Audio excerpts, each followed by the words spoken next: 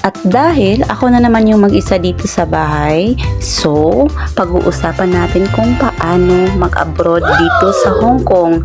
Mai-share ako sa inyo kung paano ako nakapunta dito. So first na akong gibuhat is nag-apply sa ako dito sa ako ang agency. Nag-inquire ko sa ila kung sa ilang mga requirements. So ang first nila yung gipangita is ang passport. So kato nga time kay wala pa man ko'y passport ato, so nagkuha ko. After na ako nagpa-appointment sa ako ang passport, nag-pre-medical ko. Pre-medical is isa po na sa mga requirements ni agency.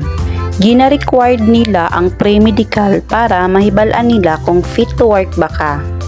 Pag human sa pre-medical, fit to work naman ko, so nag-andam na pod ko og kwarta para sa video interview.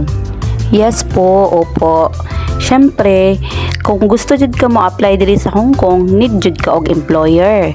So, si agency ang mangita sa imo og employer diri sa Hong Kong. After ana, kailangan jud ka magpa-video interview para makita ni employer kung kwaon ba kaniya or magustuhan kaniya.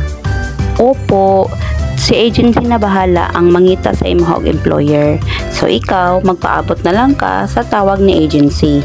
Sa mga nangutana kung naabay agency nga fly now, pay later, sa akong pagkahibalo diri sa Hong Kong, ni jud nimo magpagawas og kwarta kanang gikan gid sa imong bulsa. Kay si agency, igo lang na sila mag-process sa imuhang mga documents og magngita og employer nimo.